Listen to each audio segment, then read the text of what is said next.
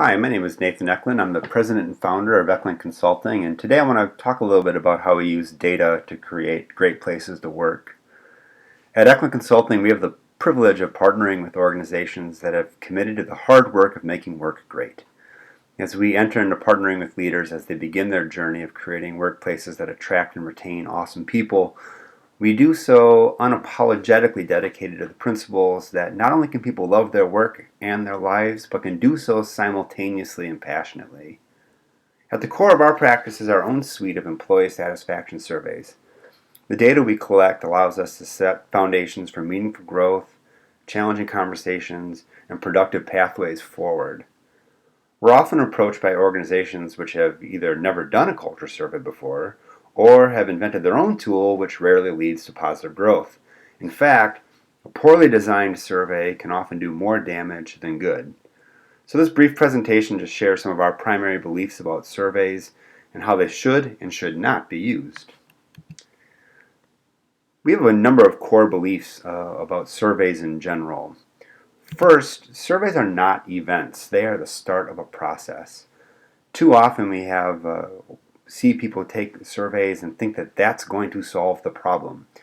In fact, a good survey and a good process uses the survey as the launching point, not the end point of employee satisfaction. Responsible surveys are tools and not weapons. So often we'll find one part of an organization or one group in an organization writing and drafting surveys with a clear intent, an intent either to embattle themselves or to prepare themselves to do battle. And we always say that data is like finding lumber in the middle of a field, and we like to build cabins, and some people like to build catapults. So a good responsible survey is really used as a tool for growth and not a weapon. No survey is going to cover all topics, but good surveys provide a platform to discuss important matters. We'll oftentimes share our survey with a potential user, and they might say, well, do you cover this, or do you cover that? Do you cover this? Do you cover that? And the reality is, unless you write an 800-question survey, the answer is probably going to be no to a number of those items.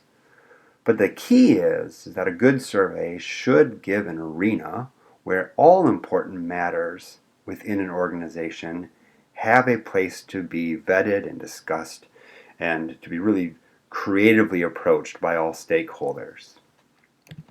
Ethical surveys don't aim to prove a point. Too often we use surveys and we write questions where all we're trying to do is corroborate what we already know, which leaves very little room to discover what we don't know. So as we look at designing and implementing surveys, the goal is not to go in and say this is exactly what we thought at the beginning, but really to establish where are we going to go in the future. Since culture is held by everyone in an organization, a good survey should shine light on a broad spectrum of the organization. Culture is not held by a single leader or a leadership team. It's not held only by employees. It's not held by a board or a surrounding community. It's held by all of them. So when we do culture surveys, it's critical that we don't target one specific audience or stakeholder group when all audiences are implied and part of creating a really sustainable culture. And finally, surveys should never be designed to hurt individuals. If we think about tools and weapons and we think about aiming to prove a point, usually these are done as in some form of being defensive or being in attack mode. And a good survey should never be designed to hurt someone by name. Within our own practice, we have a number of non-negotiables with how we use surveys and work with people. First, we'll never only give our surveys. That's always part of a process. We'll oftentimes get a phone call and says, we've heard good things about your survey, we'd like to do it. To which I say, great, here is the process. Here's how we're going to review data with the people who took it. Here's how we're going to set targets against the data for growth into the future. So we'll never just sell our survey to someone who wants it and wants us to send them a report and wish them luck. If you take the survey, you see the data and help us figure out what to do with it. I don't think there's anything worse than asking someone to take a survey or asking someone for input and then they never get to see where that input goes. In fact, that's probably more destructive than not asking at all. So in our process, it's critical that if you take it, you see it. And we are pretty bulldog about that. We're not going to say yes to you unless you say yes to us. It is really important that as we move forward and we find places where organizations and people can improve, that can be a very vulnerable and intimidating process. So it's important that you have weighed the options, that you come into it eager to learn, eager to see a pathway forward. And so it's important that this is not an imposition, but an invitation. And lastly, as a practice, we never give up.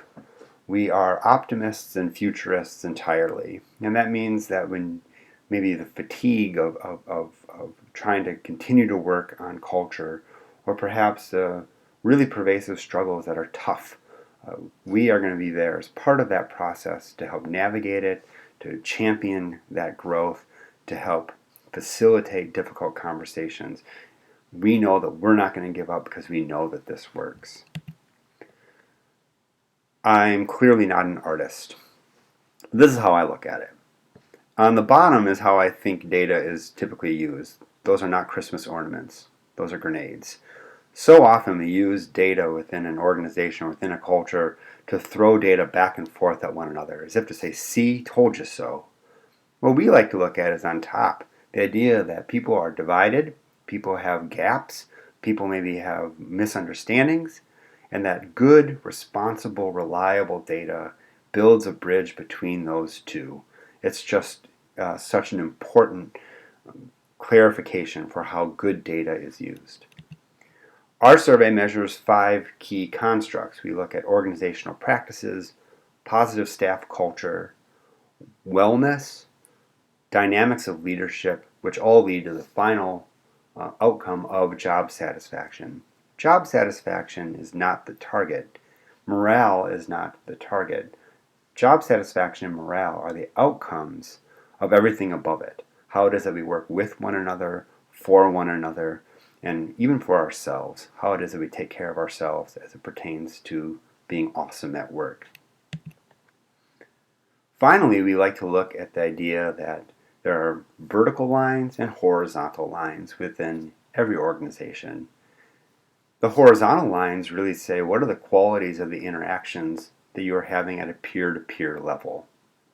The vertical lines simply say what are the qualities of the interactions throughout the system. So how do we communicate? How do we make good decisions? How do we share hard decisions? How is it that we make sure that the right stakeholders are invested in the decision-making process? Those are all vertical questions. So good data provides us a platform where we can look at both the vertical and the horizontal lines of how we work toward a common set of goals together. If it looks complex, it's not complex, but it is hard. We'll never apologize for the fact that creating a really wonderful place to work with engaged people throughout the ecosystem is hard work. But we also know that it's probably the most valuable work we watch organizations do. We know that it's the most satisfying work that we watch people do because at the end of it, they're more likely to show up as best versions of themselves. They're more likely to reach the shared values that they have. And they're more likely, frankly, to have fun, which is not a 4-letter word. Having fun and living a joyful life should not be at the expense of good work. So if you are ready to get real about your own data, ready to get real about how it is that you engage with employees, engage with leadership, I want to talk. I love this work passionately. We have a team of people at Eklund Consulting who love the work and are willing to do the hard work necessary for improvement. So reach out. Let's have a conversation. I'll look forward to hearing from you.